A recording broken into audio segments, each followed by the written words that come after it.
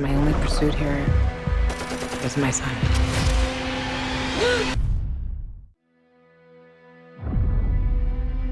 What we had, it was so good. We were family. But that was pre-war. I lost my son in the evacuation. Preston! Where is he? Manhattan. You will be stuck in an active war zone.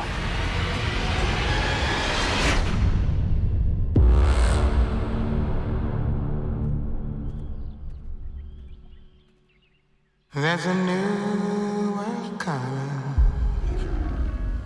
and it's just around the bend. Damn it, Nova! Stay low! There's a new world coming.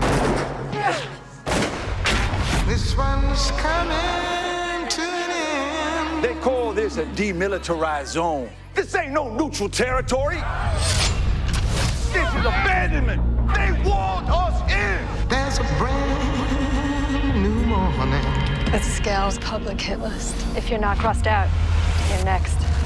Rising clear and sweet and If the DMZ's taught me one thing, it's that there's no room for pretending here. My only pursuit here is my son. You are stepping into stratospheres of consequence. there's a new day dawning. You shouldn't come back.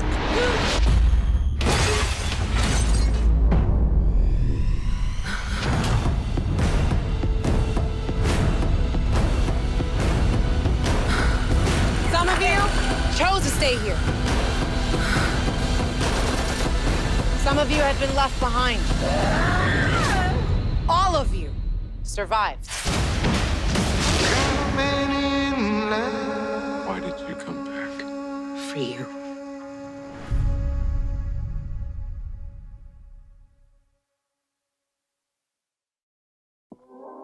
Hey everyone, welcome to the Work Time Fun Podcast. I'm your coworker L, and let's get started.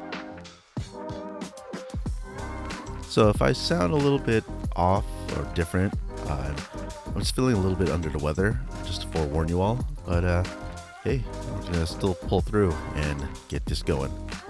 So on today's podcast episode, we're going over a TV series that's on HBO Max titled DMZ, which is the Demilitarized Zone, and it's actually based off a DC comic. Actually, before we go any further, I want to give a proper spoilers warning. Now, I'm not going to go over every detail. However, I will be talking about things that happen all throughout 4 episodes. So, again, if you don't want to hear about it, please tune away now and watch the series. Then come back and listen to me and see if we agree upon what I stated. All right, let's go. As you heard from the trailer, this story revolves around a mother who is searching for her child in this DMZ area because apparently there was another civil war in the United States that split up 2 sides. Now, I'm not that great at geography, but the split is Manhattan in New York, and I'm wondering, okay, which sides is split? Is it north and south, east and west? And even then, there isn't much space on the East Coast if that's a split. So what's going on? Anyway, we just go with that. The main protagonist in this story is the mother who's searching for her child, named Alma Ortega, who is portrayed by Rosario Dawson. And if you've been tuning in to my podcast for a while, then you know we've covered her in all the Marvel's Defenders TV shows. Yeah, I mean, she's notable in a lot of places. She's also in like Star Wars. She's just everywhere. So Alma supposedly been searching all around for her son, and it's been several years already since the country was divided at Manhattan, and that just happens to be the place where Alma hasn't been able to search for her son in Manhattan, the DMZ. Alma is able to find someone to help her sneak into the DMZ area without getting killed, of course. And once there, we're left wondering if this is some kind of dystopian world. You know, the vegetation's overgrown over the structures. There's buildings that have toppled over. Everywhere seems desolate and just abandoned until Alma comes across a hunter of sorts or a traveler who helps guide her to the way where everyone is. But just before that, the scene cuts to another area where we see Benjamin Bratt's character. He plays Parko, and he's part of a crew called the Harlem Kings. But this scene doesn't look like any dystopian kind of area. It's just a bunch of people hanging out, listening to music, eating some food, and chilling, waiting for some kind of election that's going to go on. Then we cut back to Alma's character, and she walks upon a whole street full of people who just popped out of nowhere. And Alma proceeds to Thompson Square Clinic, which I had to look up is in the lower portion of Manhattan. Okay, a little side note here. I have a little grief with how they tell you where you are, because it's just, area names on screen, and I'm not familiar with Manhattan, New York, at all. I just don't know where all these places are. And the reason this bugs me is because when we get to the kind of turf war we get later on in the series, I'm kind of confused about who's got what area. I mean, without looking up Google Maps, I couldn't tell. But of course, after looking, I know Harlem, like the Harlem Kings, are probably more in the northern part of Manhattan, and Chinatown and Lower Manhattan area. So those are like the two major sides. So I just go with it and let the story take me wherever it's taking me. While Alma's on the search for her son, she has all these, I guess, side missions along the way. Also note that she has a timeline that she needs to meet with the smuggler who got her into the DMZ, or otherwise she'll be left there. And so she's working against the clock to try to find her son. But at the same time, she's confronted with all these, I guess, problems that she has to help solve along the way. We have another scene where Benjamin Bratt's character, Parko, is putting up a speech, basically declaring himself governor of the DMZ and uniting all the different crews there. And instead of being loyal to the United States or loyal to the FSA, that the DMZ should be its own state. After Parko's speech, he goes up to one of his henchmen and asks if Skell is there. But then we cut to another scene where a hooded figure is spray painting on a wall, probably doing some graffiti. But you find out very shortly that it's actually a list of names that he's put up and crossed out in red paint, because those are all the people that he's taking care of. At this point, you're left to assume that this is Skell, and later on you find that to be true. He is a character that is played by Freddy Miyares. I'm not too familiar with his acting career. His IMDb shows a few credits there, so he's been out for a while. I was a little worried about his portrayal of his character early on in the series, but towards the end, definitely got a lot better, especially when he started showing more emotion instead of being just this flat, emotionless character. Speaking of acting, the young boy who plays Odie, I believe his name is Jordan Preston Carter, and he did pretty well for a young actor, and I do believe we're going to see more of him in the future in other shows or even movies. Continuing on Alma's journey, you find out that one of the other major crews in Manhattan are the Chinese, and that it's headed by someone named Wilson Lin, who apparently Alma knew before this whole civil war began. And Wilson Lin is portrayed by Hoon Lee, and you may have noticed his work in a lot of different shows or movies. I know I've personally seen him in another HBO Max show called Warrior, but he's also been in Iron Fist, Bosch. He's a voice for the Teenage Mutant Ninja Turtles. So yeah, he's been around. You'll probably recognize him. So Alma meets up with Wilson and tries to see if he has any information on her son, Christian. Unfortunately, he doesn't, and we're just left with a sorrowful Alma.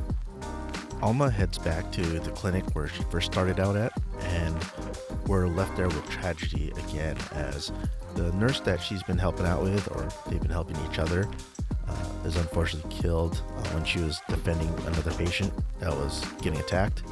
And the next few scenes during these last 10 minutes or so of the episode, I feel are really the strongest parts of the episode. you find out just how strong-willed the young Odie character really is, as you find out that the grandfather that was talking to him throughout the show and giving him advice has actually been passed away for quite some time, and Odie's been all alone taking care of himself all this time. We get back to Alma, who meets back up with the smuggler, trying to get back into the United States, along with, I guess, some other people who are also trying to smuggle in. Alma recognizes one of the other guys' names, like Michael Bauer, who happened to be on Skell's wall of names. From there, she finds out that Parco is in charge of the Spanish Harlem Kings. Parco, you see flashbacks with Alma, and he happens to be her ex-husband, boyfriend, or something. Furthermore, Alma finds out Skell is her missing son, Christian. So she makes a choice to head back into the DMZ. And lucky for her, she does, because the US Army finds a group of smugglers and shoots them all on sight, killing them all except for Alma, who escapes. Alma heads back to Skell's wall of names, and as the scene pans out, you see that she writes this line over all the names, which says, "Eyes forward, love."